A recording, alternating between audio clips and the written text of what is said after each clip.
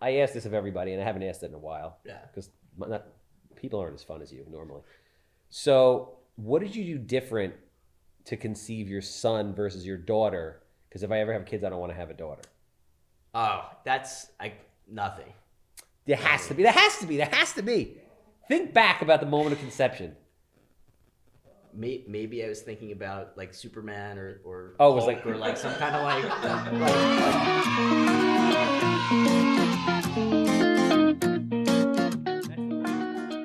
yeah, kid. Welcome everybody back to another episode of Smells Like Happy with Handsome. I'm your host, Charles Weinraub, aka the Handsome Home Buyer, formerly always plugging. Yeah, bro. That was awesome. Get it down. That was fun. That's never happened before. It just came together. Sometimes it comes together. Sal Rizzolo, you know I love you. This podcast and every podcast is sponsored by Cardinal Financial, specifically Sal Rizzolo and Cardinal Financial. When you have his listing, not our listing, but if you have a listing, Yep. do you have a loan officer check out the buyers? Yes. You have to. You absolutely have to. Or it's a shit show. Yep. And Sal did a great job with the listing you're talking about right now. I appreciate that. We're going to work well together. You do. You need somebody who knows what they're, even if their loan officer knows what they're doing. You got to check them. Get a second look. Because sometimes they don't tell you about like the 14 bankruptcies that took place. Yeah, they're trying to and the fact that the money is coming in from some exotic country like a week before the closing and it's going to be a shit show. Secret parent gifts. Yes. So you need it. Absolutely need it. All right. So tax liens. Oh yeah, tax liens. You got tax liens problems? I've seen everything. I don't personally, not yet. So so it's for the world. To people that don't know you, you're Mike Flynn. I am Mike Flynn of the Flynn team. EXP Realty. Yep. I was at EXP Con last week, which we're going to talk about because I saw EXP Con. I'm like, I want to be at EXP Con. EXP Con looks fucking wild.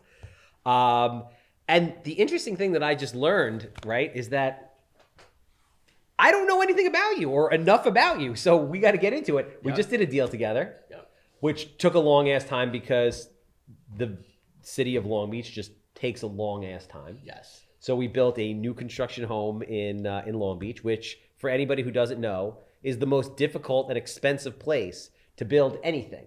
Are you going to reorder the list? That's a city, because you had the list of towns. Oh, no, they're not like dicks like that. Yeah, I know what you're saying. And you know what? I got in a lot of trouble for that. I'm sure. I didn't realize that like people actually watch my videos.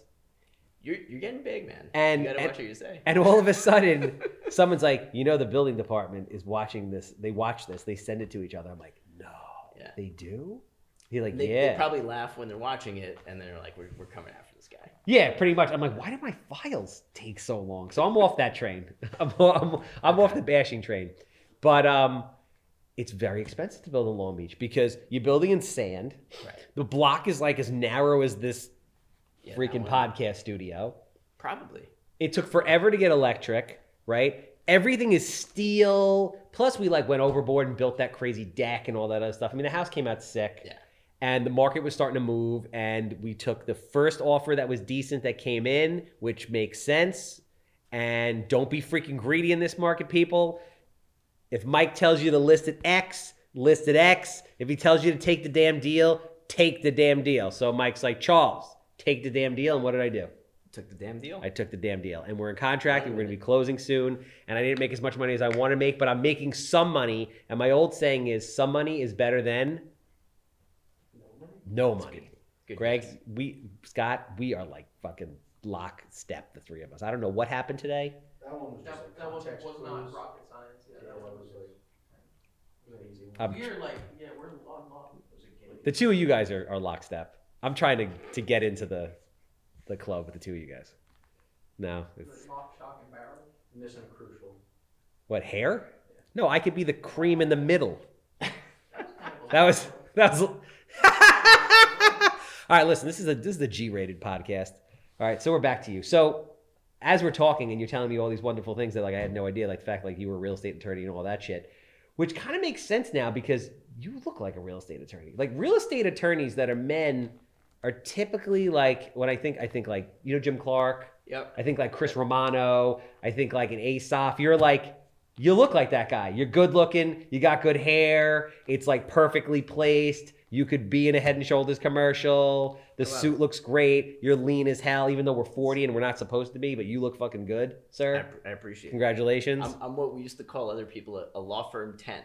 It's not a 10 in the rest of the world, but in the law firm and law school, there's a law school 10 also. What is a law firm 10? It's like a 7.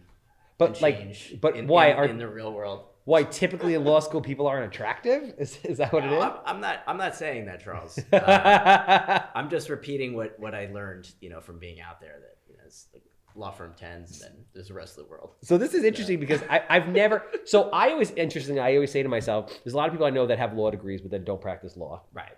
And I'm like, oh, I really wish I had a law degree but don't want to practice law because a lot of times attorneys fuck shit up and you just really want to know. Yep. Which is very cool when you walk into somebody's house, to take a listing. You're like, by the way, I look like Clark Kent, but I'm really Superman. Yeah. And let me tell you why. So it's funny. It helps sometimes. It hurts sometimes.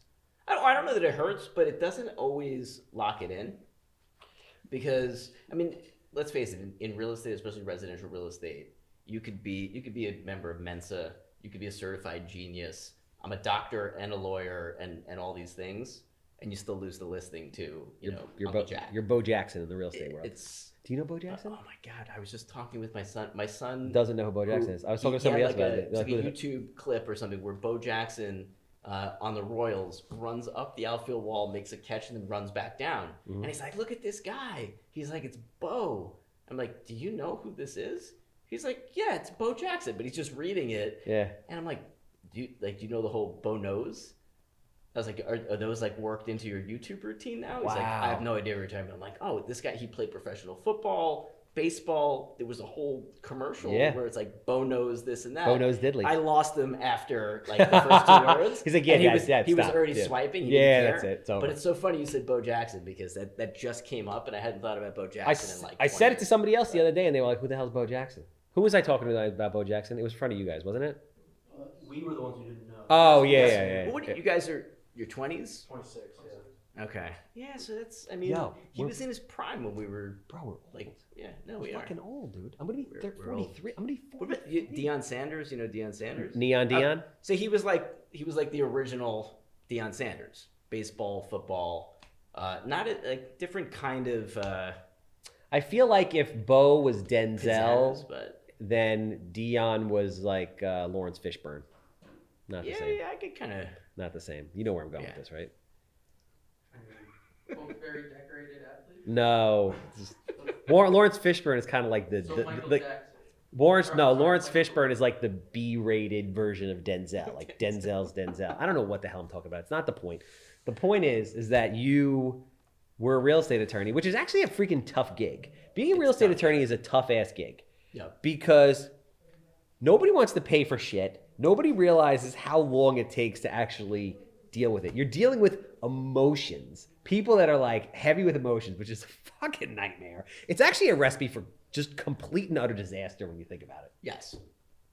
I always, one of my sayings with my team, with everybody, is real estate would be really easy if people weren't involved.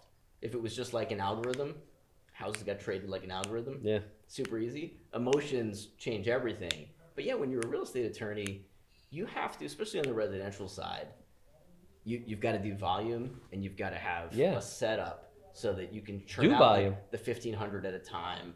Maybe you're charging a little extra for like a power of attorney or some other issue, but there's always going to be an issue. Yeah. And it's harder outside of the city where you have boundary line agreements and things like that.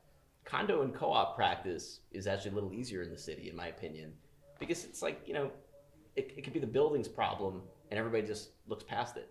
Yeah, but then also like if the deal doesn't close, you don't get paid a lot of times, right? Yeah, because that's true. Real estate attorneys can't really take retainers because the bulk of the guys that do business and girls that do business don't do that. Yeah. So it's hard. Right. It's really hard when you think about it, and there's a lot on the line. Yeah, it's a tough gamble. Like for a realtor, you have the payout matches the risk, in my opinion. Usually, if you're taking like full size commissions and you're not discounting. What's the risk? You have risk that the deal doesn't close. Oh, you get paid. That's what I mean. Like you're putting it's your time. It's not the same. It's not. You're right. So, you can't compare like an attorney for $1,500 with all that shit and the agent for 2% or whatever. Yeah. No Yeah. comparison. But in if you look at it from the other, like if you look at it from the bar's perspective, if you're gonna lose $1,500 and the right advice or the conservative advice is kill the deal, like real estate attorneys don't think twice about killing the deal. Yeah. If it's got to get killed, so it causes friction with agents and just part of it. What made you become a real? Where'd you go to law school first of all? Fordham. Okay. So I was a Fordham undergrad. Wow. Went to Fordham Law. Yeah, up until like I think it was my 21st birthday. My dad's a lawyer. He's retired now. He was like a hardcore railroad litigator. So like he was in a totally different area of practice. He was a railroad litigator. Railroad litigator. What is that? So he worked for the railroad. He represented the unions. So without going too off track, the railroad's very old industry, very dangerous industry. So it's one of the carve outs to workers' comp is they have their own federal statute that they can sue for injuries. So it's like personal injuries specific to railroad workers and under their special federal statute. So your father would sue on behalf of railroad workers. Yeah, he used to take the train into Manhattan, sue the Long Island Railroad, and then take the Long Island Railroad. And we all thought that was the funniest thing. Wait a minute, hold on. Was he employed by the union or he was just referred? No, he took the firm over from a senior partner, and it was like a nice little niche. Wait, so it was like personal injury for the LIRR? Yeah. He must have murdered it, man. Absolutely. He was feared. He's like, if you mention, he's also Michael Flynn. If you mention among railroad workers the name Michael Flynn, anywhere in the metro area, we used to sometimes go all over the country.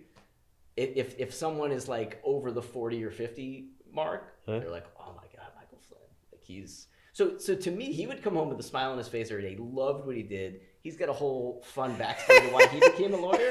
So I'm growing up going, oh man, my dad. He loved beating the hell out of the LIRR. Yeah, and he loved going to trial. He was like a true trial lawyer. Oh, Not like, let me write a motion and I really don't want to get in front of a jury. He was like, I want to get in front of the jury. I'm gonna make so much money for these guys, and a lot of it was contingency. Yeah. So some of the things that were like subconsciously getting into my brain where being a lawyer can be fun. It's in my blood maybe, and like getting paid on contingency is okay. I didn't know what any of that meant. I was just on a liberal arts track. And like my 21st birthday, when I had to study for the LSATs, I was like, this is it. I'll just become a lawyer. And wasn't really thinking about it. It's like a thing, the next thing I'm going to do. Because when you're 21, you still don't usually know what the hell you want to do. I didn't want to decide what I was going to do. It's like, this is what I'm doing in. Where'd you grow up? It's Oceanside. Yeah, why the hell would you want to grow up? I grew up in Wantor. Who the hell wants to grow up? Exactly. It was the Pax Americana is what they called the 90s. That's like a Roman reference to like the Cold War was over. We had incredible economy. Yeah. Say what you will about Clinton, like everything was like the golden age in America, and we're in an affluent area. Yeah, I loved it. Long Island's very affluent. I mean, I still don't want to grow up. So why grow up, right? So I'm on this path, and I think my uncle actually, who was like a house flipper and real estate investor before it was like a cool thing to do. Yeah, he was like, that's fine. Like he actually got his law degree, never practiced just because he never had kids and thought it was fun. But he got me Rich Dad Poor Dad when I turned 21. Dude, changed my life. That's why I'm a real estate investor. I really do think, even though that's like, if you listen to podcasts, so many people reference it. It's just like too easy to say Rich Dad Poor Dad. It really did influence me to the point where I was like, all right, I just took the LSAT basically. I'm getting into a good law school. I'm going to go. I was like, I should. Yeah, Fordham's a very good law school. Yeah, I was like, I'll do real estate law. I'll scratch that itch. I always wanted to invest in real estate. Do you invest in real estate? We fast forward all these years and not quite yet, to a very small degree. Okay. But more to come. So I'm like, I could do this. I could be a lawyer and be involved in real estate and make good money. So all of that was more or less true. But then when you get into the practice of law, it's everything we were just talking about. And I was at a big firm where like once my wife and I moved out of the city, it was like I was going into the city and not knowing when I was taking the train back out. Because it's just, you just grind out. That's what big law is. Firm. Yeah, we did a lot of commercial leasing. We did a lot of office leasing. Pre-pandemic, it was unquestioned that New York City office leasing was it was gold. Yeah. I mean, these partners were just minting money.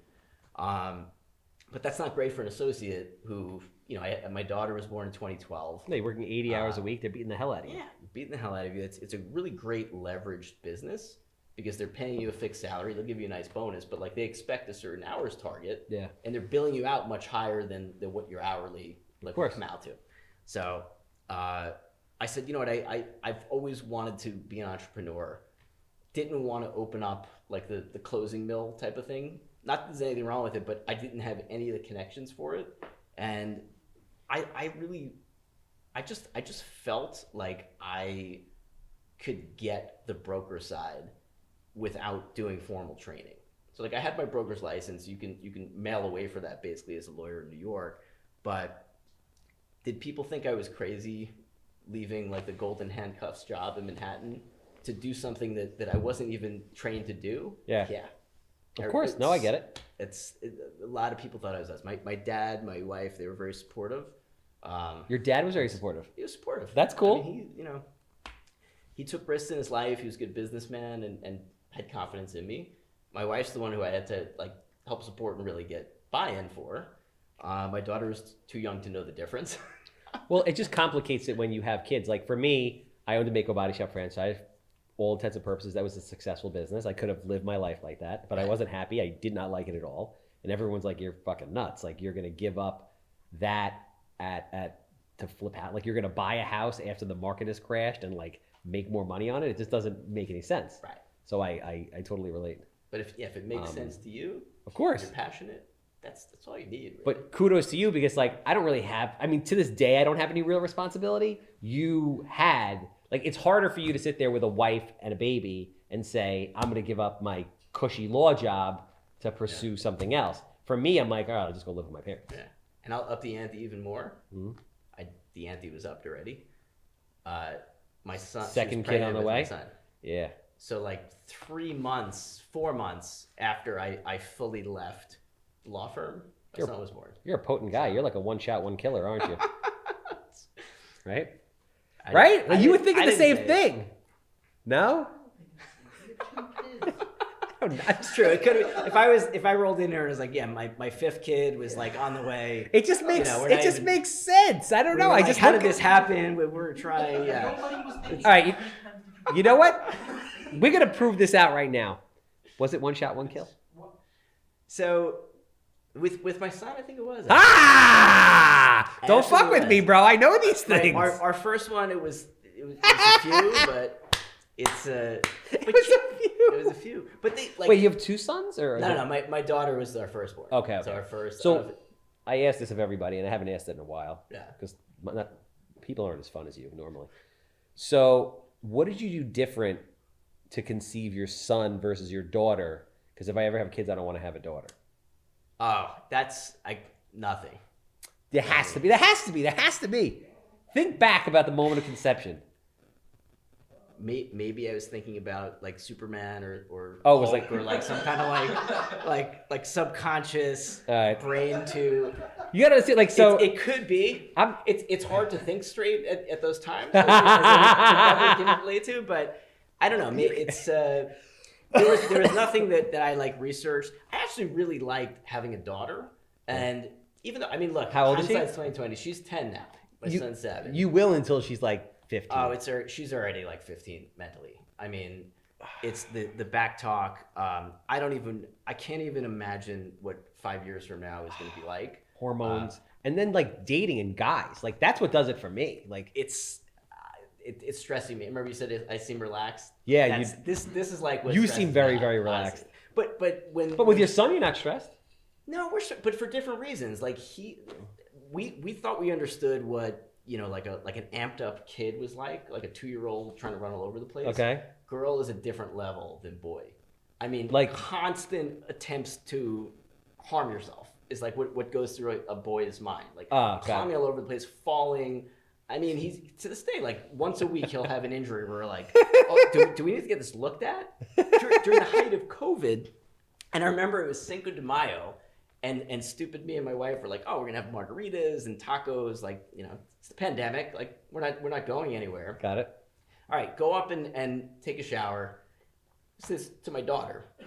Our son goes up there. He's like, I'm gonna jump in too. He jumps in and just immediately smashes his mouth on the faucet. Oh! And we look at it and we're like, that's kind of deep. And there's a service called Dr. Stitch that you can send a text of your kid's injury. Wow, And that's a they'll fucking assess good it. idea. Oh, it's brilliant and really good people. And they The guy come was and like, stitch you up? Well, he's like, it's borderline. He's like, I need you to meet me at, it was like Plainview Hospital. Wow. So, I'm like, shit, go up there. I could curse on this, right? Yeah, there's no rules. I don't curse often, but like that was a shit moment for sure. There was one. So we get up there, we're masked up. There's people coughing in the waiting room.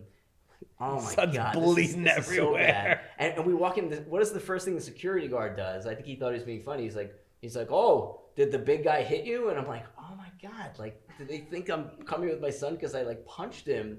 Because he has like this cut on his face. So, and I could see him tensing up as like the doctor's getting ready to come in. And I'm like, if he has to get stitches, I remember getting stitches as a little kid because I was him. I was the hyper kid. Like, they're gonna strap him down so he can't move, and it's gonna be screaming bloody murder, and this is gonna be the worst day of my life. Thank God that the Dr. Stitch doctor, I can't remember his name, but bless him, he looked at him and he's like, listen, it's actually more superficial than I thought. He's like, I'm not gonna put you through the stress of like it's gonna be overkill to do stitches. Like just make sure it's covered and like have him take it easy. Okay. Thank God. Dr. Worst Stitch. Cinco de What does he Mayo. have, an app or something? Yeah. Fucking Yeah. genius. Yeah. If you Google Dr. Stitch, and they'll text with you. It's amazing. Wow. It's really good. This is why we're going to get that TV working, because this is like a perfect moment to be like, oh, Dr. Stitch, and there it pops up on the freaking TV. You see where I'm going with this? One of us Right. would have to. Yeah, like there's like a thing set up. We'll talk about it later. But I just feel like that's where I was in my mind when I put that TV there. I was like, boom, Dr. Stitch. No? Joe Rogan has it. Only we gotta do. Like, 100%. All right, so you're no help in the department of if I want to have a boy, what to do. Yeah, but I think there are a lot of books on this, right? It's probably My YouTube mom told me the books now. secret. Vinegar. You Could squirt be. vinegar in there. Could be. That's what she said. I think I'm here. we're probably not that far off. I can't imagine we're that far off from like being able to tweak it and choose. I know. I think you could spin it up and have a boy, but if you want to do it the fun way, Yeah, if you want to do it the fun way, I mean the practice is fun too. I mean you could it's you just pretend that that's the way it's going. It's keep making good money, and then you could do Petri babies and design them. I think it's not going to weigh in on the ethics of that, but we just can't have everybody do it. Right? Which- And actually, wait, before you decide that route, I didn't finish my thought. I really like being the father of a little girl. Okay. Oh yeah, And I yeah. was, We're back I was there. nervous. I was like, oh man, like I'm gonna have to like teach like macho things. Like I like sports, but I'm not like a super sports Okay. buff. So I'm like, I had some hesitation, but it's probably because it's what I knew. Okay. So I would have been okay if I had two girls. I think I would have been very happy. I'd be broker probably down the line. You had a but- lot of them. Yeah, you'd lose the hair. The hair might be totally You gone. have a fighting chance. My of wife's keeping it. dad, who had two daughters, his hair was gone like soon after. I think that, the mix for you that's not bad. One and one isn't bad. But what? So you like it in the sense that is she like a daddy's little girl type of thing? Yeah, Like you'll get more love from her than your son. absolutely. I mean, now it reverses a little bit. They flip flop back and forth. Kids, they're the ultimate. They're like politicians. They play. They seem off like a lot of each work. other. A ton of work. Yeah, Ton of work. Yeah, it's they're like politicians. They're like they learn. it's built in. I think they just know like play one off the other, and they know how to like feign. Did we do that shit to our injury. parents? I think we had to. Did you guys do that shit to your parents? Something happens when you get old. Like I've seen my parents turn into grandparents. Okay. And like I'll ask, I'm like, did I do this? Like, was I like this? I don't think so. They have like this rose. Was I this manipulative as a child? Yeah, no. If you ask my mom, I did no wrong. I mean, Wow. my sister and brother maybe. We I actually kind of feel like you were a wild man in college. I was definitely a little wild. I Yeah. knew when to like not push it to the point where I'm gonna get arrested. Yeah, or, like, I don't think you were getting ruin arrested, but- things, but I think you were. I think you were boozing in college, and the ladies liked you. it's and Fordham was that kind of place. Like I went to Fordham undergrad. It's a big like bar school. How long have you been with your wife for? We've been together all the time. Actually, we were at Fordham together. Wow. So like I joke that like we didn't get engaged until we were together for like almost 10 years. Wow. So like I was really sure. But to me, that's super important. Like, if you pass like a 10-year interview I can't believe process, she let you go that long. it wasn't easy. It wasn't easy. But we started young, right? Like if we would have met at like 27, 28. How old there's were you no when you way got? I'd have 10 years. How old were you and got engaged? I was 27, And you got married. 26. I got married at 27 the following year. Oh, all right. So you weren't together for 10 years before you Nah, proposed. but How old were you when you met her? but we knew each other before that too. So like, When did you start dating her? We dated in high school first. Oh, Jesus. And then it was like it was in Fordham where it was like, all right, this is gonna be it. Wow. So Wow. That's impressive. so, That's I love to hear stories like yeah, you this. can't and you can't fabricate that. Like that's a No, pretty and rare you actually thing, look but- happy. Yeah, no, I'm very happy. No, I'm not most- just saying that because I know she'll watch this, but No, like I get a lot of people like, yeah, I'm happy, and then when they come, they're like, oh, dude, don't ever do it. Don't ever fucking do it. No, Like when you it's- tell me, yo, I really like being a father, I love my wife a lot. Like I believe you. good. I'm selling all this. Right? really This is well. nice. This is fucking. Yeah. Listen, this is beautiful. I like to be around positivity. You know what I'm That's it. saying? Yeah. People are freaking miserable. Well, that's it. Like that's everybody is like, what's the big why? Like Yeah. you have to have the business why and then the personal why. Okay. But it can't always be family for people. Like I think a lot of people say my big why is like my family. Nah, yeah. It's not always though. Like it's And I don't. And I mean, it sounds shitty to say this, but I don't think it can be. You have to have your own. You have to have your things that like define you, that get you up every day, You're that like right. get you excited, that like make you crazy in a good way. Exactly. It can't just be like because when you're obsessed with just your family, right? Like, and then your kids get older, it's like, what's your purpose? yes. Like what is your purpose? And then you struggle with that at 65 years old. No, I agree. And that was, I think, one of my biggest fears that I started to recognize before I even went into like the work world was like, am I going to be 50, 55 and like I'm the job and the family and that's it? Like, what am I building here? Okay. So like building, whether it's construction or you're building a business, that's been like my fear that I wouldn't have. I didn't take the opportunity early enough to do that. When I say it was hard to leave that job, it was hard. Like I gave myself what I describe as like an out-of-body experience to walk into the managing partner's office and tell him what I was about to do. I tried to do it a few times. I threw my back out the weekend before. I'm not even joking. It was the 10-year reunion for Fordham, and like partying, but I'm stressed. And we had our daughters. I wasn't partying that hard, but my back was all tense. And by the end of the weekend, I couldn't get out of bed. I was so stressed. I ended up losing a day of work because I couldn't get on the train. And then it's like it's very easy to make the excuse. My back hurts. I missed a day of work. Right? I shouldn't do it. That was the day I did it. Like I can't be like having back spasms worrying about this. So you walked Let's into just his do it. office, you were like, listen. Yeah, but you know what? I made it through the Great Recession there, and there was a lot of attrition at my like class year. So people graduated from law school in 07 and went into real estate. They got wiped out by the end of 08 Yeah. and 09. Because I was able to hold on, there weren't that many mid-level associates that they could replace me with. I ended up staying there because I wasn't going to a competing firm. I stayed there for about 5 or 6 months, and they let me scale down my hours. Wow. They were really good, and it's one of the reasons why. Like I joke that like I'm a recovering attorney. I actually I'm a partner in a small firm in the city. Really? One of my good friends who I trust with my life and some of my business runs, and I only have a stake there because I get referrals from that firm. Yeah. And people who are like, I need this work done. Wow. They've been really good to me. So you still have your license? Yes. Yeah. And Wow. actually, if you give it up, like then you have to get your real broker license, and you have to take all the CEs. Like the CLEs as a lawyer count for the real estate CEs. Yeah. For the most part, there's like some ethic ones that get added on. So it really does. It meshes really well.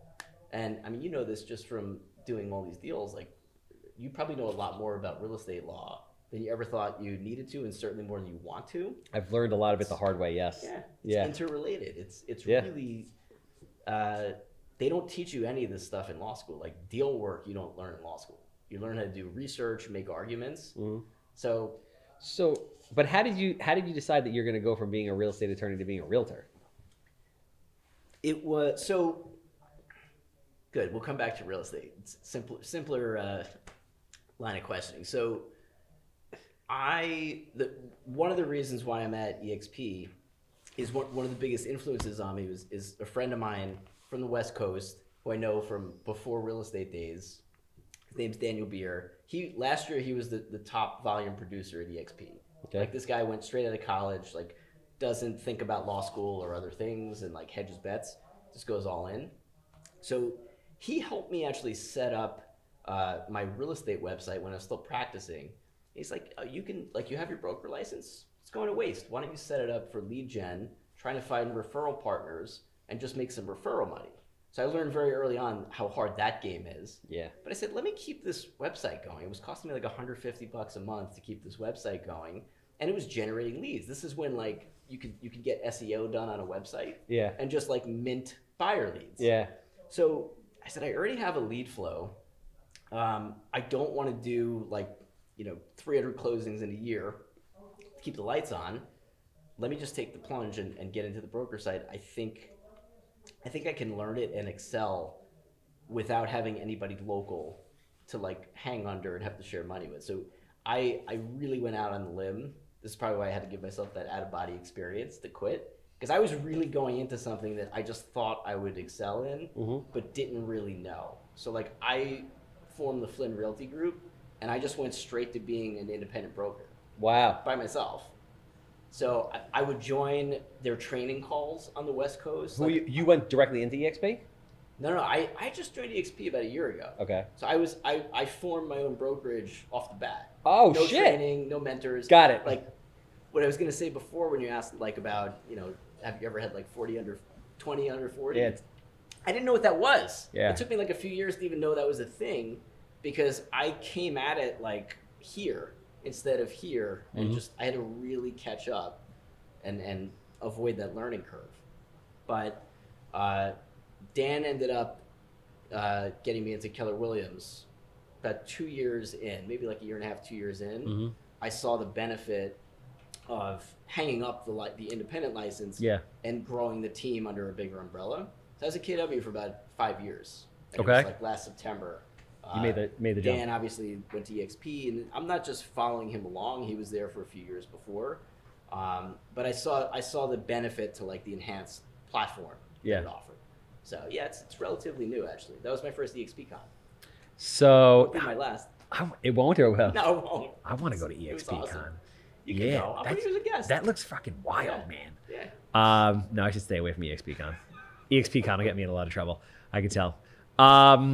So let me ask you this question. I'm curious, and I always ask agents this because this is like the meat and potatoes of what people really want to know. So you do a lot of business. How are you doing a lot of business?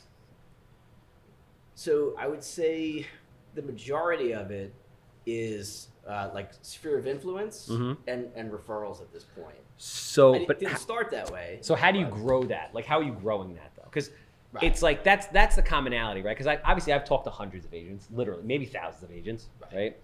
And it's like, all right, I think agents should find it interesting, but I also find it interesting to say, you get business from people basically referring you business, but the means in which you go about meeting people to refer you business is different. Right. Absolutely. So we also have, I've built the team out now so that there are 5 agents with the Flynn team, and we do have inbound leads. Okay. So like I don't have the next thing I want to add actually is an ISA, an inside sales agent. Okay. That is just going to be dedicated to phones, Got it. period. Like doesn't leave the office for showings. The inbound leads, like we're not big on Zillow because they've really gone to this Zillow Flex model now, Which is where the they're- 35% thing. Yeah, and they're favoring the big teams for that. You know what they're trying to do? You know what they're doing, right? Fucking brilliant. They're fucking they are taking over slowly without anybody even realizing. Because think about it from this standpoint, and I learned about the flex thing the other day, or a couple so I'm like, oh, this makes perfect sense. I was like, let's say you're on team XYZ under Coldwell Banker or whatever it is, right? You're on a team, you're paying 10 or 20% to Colwell, and then you're getting a split off the team, right? Right. If and then Zillow's getting 35%. So Zillow gets 35% off the top, and then all the splits. If Zillow just turns around one day, and I'm really surprised they haven't done it already. I guess they're testing it right now, and they turn around to the agent and say, "Hey, you're paying all this other fees, but like you could just be a broker, a Zillow agent. Yeah. We'll charge you 35%, but we're gonna make your phone ring all friggin' day." I don't really know why they haven't done that. That's really Redfin's model actually. Like there are Redfin agents. There aren't that many. They didn't have the same like impetus. Like Zillow came in and just became the 800-pound gorilla. So you know what I think the difficult thing to do is though? I think the difficult thing to do is actually no, it's not. I was gonna say the difficult thing to do is to track it. I think it's more difficult now to track it. But if you're a Zillow agent, it doesn't matter. And they could work out different splits. They could say, hey, listen, if you bring it in, we'll do 80-20. If we give you a Zillow lead, and they'll just reward the people that convert the most. What they might have been waiting for, which EXP kind of broke ground on for them, is having like that cloud-based setup for their agents. Because you don't want to have to open up brick and mortar in all these different spots and invest all that capital everywhere in the country. I just answered my own question. Fuck. It's not going to work. Zillow's model's not going to work. Zillow's very smart and they make a lot of money doing shit, but they missed the boat on a lot of stuff. Like that iBuyer shit. Yeah. Like, bro, you could have just called me. I would have told you this shit wasn't going to work. I would have saved you hundreds of millions of dollars. There's no way that shit's going to work. This isn't going to work either. You know why it's not going to work? Because agents don't care about money. Agents care about. So I ask every agent now. This is like my new shtick. I know where you're going with this, I think. But I ask every agent, what are the top 5 things you look for in a broker? Split is number 5. Sometimes it doesn't even make it. Yep. It's about culture, training, all this stuff. And I don't think they're going to be able to do it. I agree. And I think that's a lot of the frustration that you'll get from, you're nailing it. Nailing it. It's there's no such thing as like the perfect brokerage period. There's got to be like the brokerage fit for what someone's looking for. So like an EXP, there are people who will come to me and ask me about the EXP, and what I'll do first is ask them what their goals are, what their expectations are, and a lot of times it's not going to align with what EXP has to offer. It's more of a platform than like a true brokerage where it's like, let me have an office to go to, an office manager will help me sort these things out. Where do I get leads? There's someone I can ask about that. If you're at EXP, that exists, but you've got to join the right tribe, we'll just call it, because it's You know, it's like I think agents in general also like to blame the broker. Oh yeah. So they think if I jump to this one, it'll be better. It's like shiny object in them. It's not the broker. No. It's you. Just like it's not the leads. Yeah. A lead's a lead. A broker's a broker. You're in business for yourself in this business. It's really like you've got to know that going in. And sure, there are pluses and minuses to like the more traditional brokerage models. Yeah. And the ones where it's like hands off and you should know what you're doing, and we give you enhanced splits so you can build a team. But it's definitely not one size fits all. I don't think enough new agents know what they're getting into. No, but in fairness to them, there's no one to educate them. Yeah, it's true. So So I'm curious to know, because we've been jabbering on for an hour, believe it or not. Isn't it crazy? I could talk for hours. It's really I would be ready to filibuster. Let's filibuster. Like in the Senate when they don't want to build a pass and somebody's got to talk all night and they just start reading from books and stuff. I don't know. So, I mean, what would your advice be to somebody to a new agent that's just getting into real estate? But before you jump ship and before you really like invest a lot of time and certainly money in getting like business cards and marketing and stuff, make sure you're at the right brokers and you know what you're getting, and just understand where your business is going to come from. I think if before you even start, you have to make a spreadsheet of your top 100 people in your life that would give you business if they knew you were in real estate. Have that before you even start, because you're not going to get business from that list on day one. You're probably going to have to call expires and FSBOs like everybody else to get like day one business, but that's going to eventually be your database. That's the beginning of the database, and you have to nurture it. I think one of the brilliant things that Gary Keller came up with was like this 36 touch concept, that whoever's in your database, your past clients, your sphere of influence, you got to be touching them 36 times a year. It's a lot of times a year. It's like almost once a week. Oh, Jesus. But it's like, try to make a call to them twice a year. Send them emails with video content once a week. Send them a newsletter once a month. Send them snail mail once a month. I get your newsletter. There you go. Yeah. And you know what? I wasn't even thinking about that because it's automated, basically. It's the system. For 7 years, it's been, this is a past client or this is a sphere. They're on the list. Yeah, I've had people tell me. You like report from places and stuff sometimes. And I've had friends who are like, I'll give you business. I'll save the postage. I don't want to save the postage. Nah, it's the system. Don't mess with the machine. Don't mess with the machine. So you have to start that machine from day one. Yep. Or like day -3 before you're jumping in. But you need to have a supportive environment where someone's going to tell you that.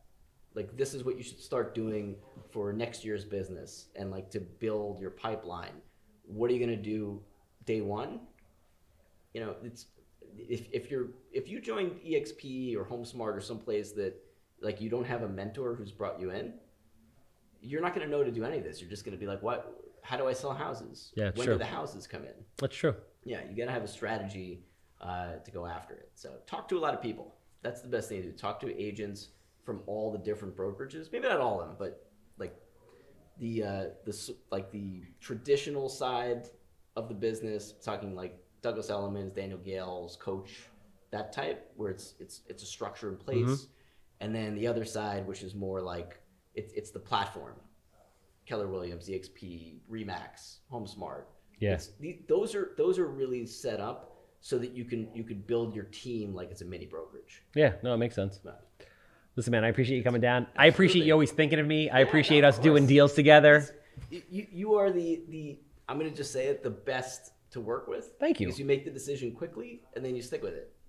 And that's from the investor standpoint? From the investor. I appreciate that. Like, I always tell people, and I mean, I would like the criticism if there is some.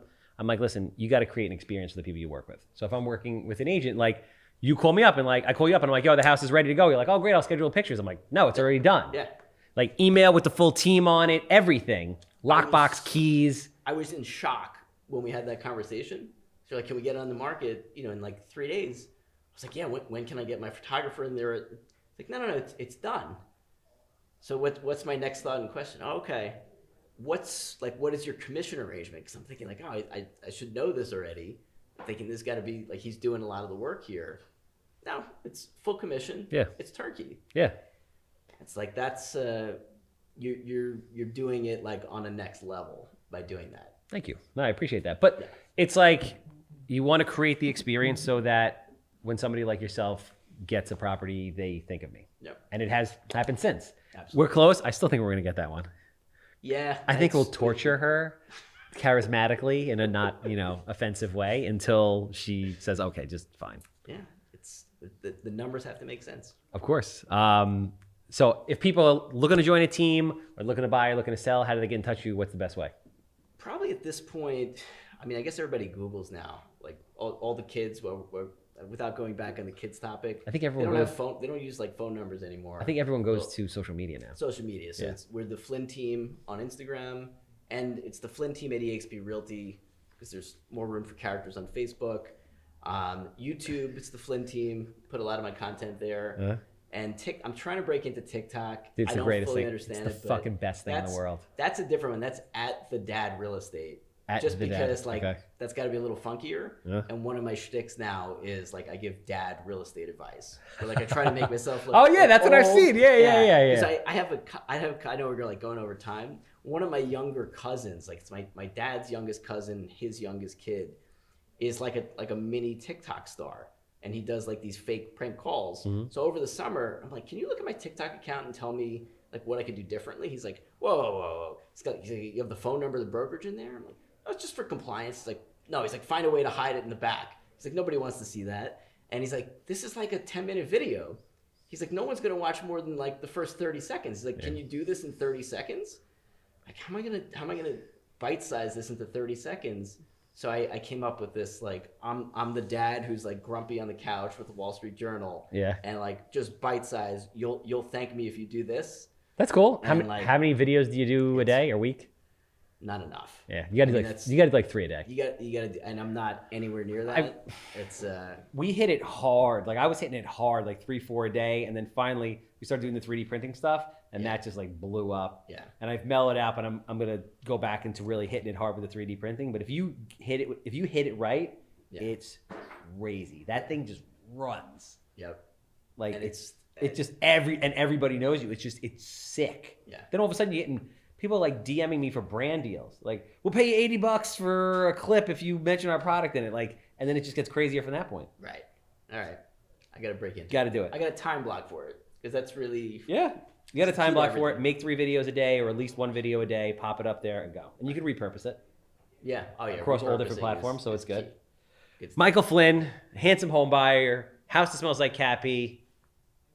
You want to buy it. I want to freaking buy it. And he will. You know. That's a wrap. All right, we're done. That was good. Yeah. Wow, that was fast. Yeah.